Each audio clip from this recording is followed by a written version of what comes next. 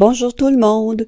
Aujourd'hui, dans cette vidéo, on va voir comment monter des mailles avec picot. On va voir différentes variantes pour les picots. Alors, je vous montre ici un modèle qui est plutôt avec des petits picots. On peut le faire aussi, vous voyez, ici, c'est un peu plus long. Et on va voir aussi qu'on peut faire la longueur qu'on désire là, pour les picots. Alors, c'est ce qu'on va voir tout au long de la vidéo. On va commencer ici avec le modèle des petits picots. Première chose, pour monter les mailles, on fait un nœud coulant.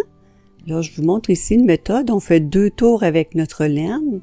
On prend le brin de derrière, on le passe par-dessus, et l'autre brin par-dessus le pouce au complet. On tire et on obtient un nœud coulant qu'on va placer sur notre aiguille de gauche pour monter nos mailles. Alors, pour la première variante, on va voir ici, on va monter 3 mailles. Je vais faire des mailles françaises, c'est-à-dire que je prends seulement que un brin, comme ceci, pour faire ici, j'ai une deuxième maille et on va faire une troisième.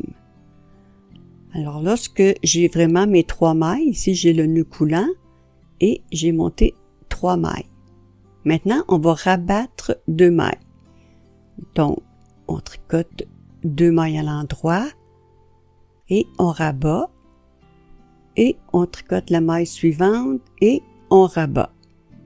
Il nous reste maintenant une maille ici qu'on va transférer sur l'aiguille de gauche. Et on refait la même chose avec la maille qu'on vient de glisser. On va monter 3 mailles. 1,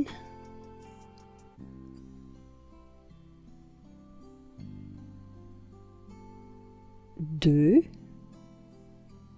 je peux laisser mon aiguille ici pour monter la troisième maille. Et maintenant, on rabat 2 mailles. Donc, on tricote 2 mailles à l'endroit, on rabat la première maille, une autre maille à l'endroit et on rabat. Et on ramène la maille sur l'aiguille de gauche. Alors, voyez ici, on a deux picots et à part le nœud coulant, là, on a 2 mailles de montée. Alors, je vais le refaire lentement pour que vous puissiez voir comme il faut là, la façon de faire.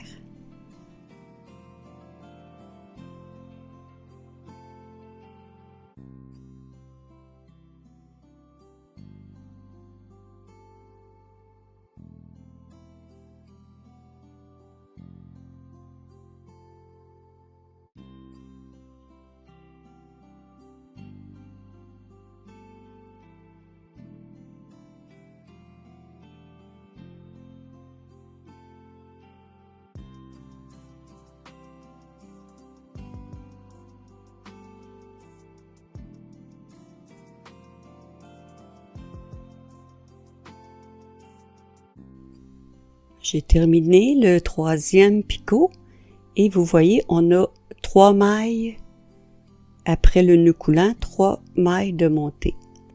Alors, vous devez définir le nombre de mailles que vous voulez entre les picots et le nombre de rabats que vous allez faire par picot. Ça vous donne le nombre de mailles à monter. Ici, on avait monté 3 mailles, c'est-à-dire une maille entre les picots, et on a rabattu 2 mailles. Dans le modèle ici, il y a 2 mailles entre les picots. Alors, si vous décidez de faire 2 mailles entre chaque picot et que les picots sont de 2 mailles à rabattre, c'est donc dire 2 mailles entre les picots, 2 mailles à rabattre, je dois donc monter 4 mailles. Alors, je vais vous montrer, je vais le faire avec vous. c'est la même chose qu'on a fait précédemment, sauf qu'au lieu de monter 3 mailles, maintenant on va monter 4 mailles. 2, 3, 4 et je vais rabattre 2 mailles pour faire le picot. Donc 2 mailles en droit, un rabat, une maille en droit, un rabat et je ramène ma maille sur l'aiguille de gauche. Alors vous voyez ici, il y a 2 mailles. On ne calcule pas la dernière parce qu'elle nous sert à monter les prochaines mailles. Ici, j'ai 2 mailles, voyez, entre les picots. Alors, on refait la même chose. On monte 4 mailles, c'est-à-dire 2 mailles qu'on va laisser entre les picots et 2 mailles que l'on va rabattre pour faire le picot, ce qui nous fait 4. Maintenant, on fait le picot en rabattant des mailles. Ici, 2 mailles en droit, un premier rabat et un deuxième rabat. Et toujours ramener la maille sur l'aiguille de gauche. Alors, voyez la différence ici. Maintenant, on avait une maille entre chaque picot au début, alors que on vient de faire avec 4 mailles. Maintenant, on a 2 mailles entre les picots. Dans le modèle ici, on va rabattre 3 mailles pour faire les picots et on va laisser 3 mailles entre les picots. Donc, le nombre de mailles entre les picots, 3. Le nombre de rabats par picot, 3.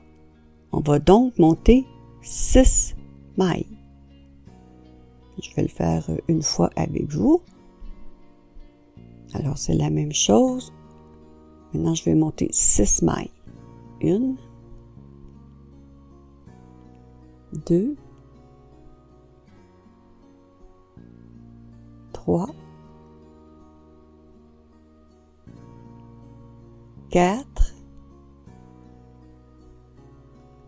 5, 6. Maintenant, le picot va être plus long parce qu'on a 3 mailles qu'on veut laisser et rabattre 3 mailles. Alors, on tricote toujours 2 mailles en droit pour faire un premier rabat.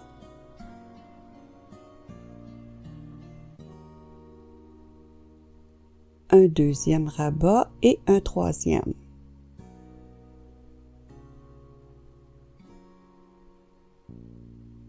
Alors, voyez, ici, j'ai mon rabat de 3 mailles et 3 mailles sur mon aiguille de gauche avant de ramener ma maille. Alors, je l'ai fait une deuxième fois. C'est ce qu'on a fait au début. Une maille entre les picots, 2 mailles entre les picots et ici, 3 mailles entre les picots qui sont plus longs parce qu'on aura battu 3 fois.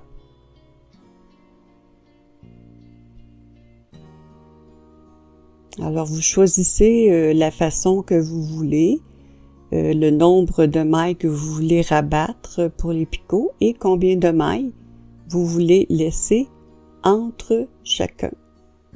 Je vais vous montrer aussi ici, vous pouvez le faire très long si vous voulez, ça peut être joli pour le bas d'une écharpe ou d'une couverture. Ici, j'ai rabattu 5 mailles et j'ai laissé 2 mailles entre les picots. Maintenant, je voudrais vous parler d'une particularité pour vous éviter des questionnements. Vous voyez ici la différence entre les mailles de gauche et les mailles de droite.